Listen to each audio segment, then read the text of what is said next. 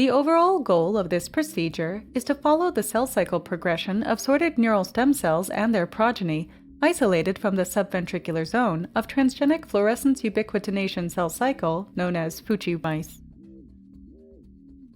This is accomplished by first dissecting the subventricular zone of transgenic adult mouse brains. The second step is to dissociate the neuronal tissue into a single-cell suspension using a Papain treatment.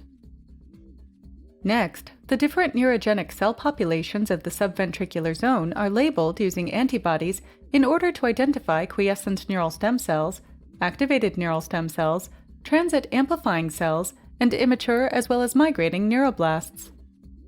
The final step is to use FACS to sort the cells directly into fresh culture medium before plating them on poly-D-lysine-coated plates.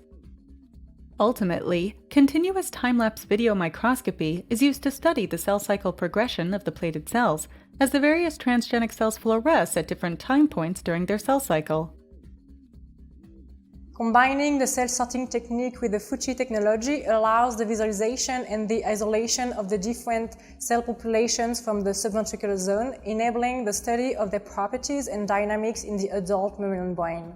This method can help answer key questions in the context of aging and brain pathologies.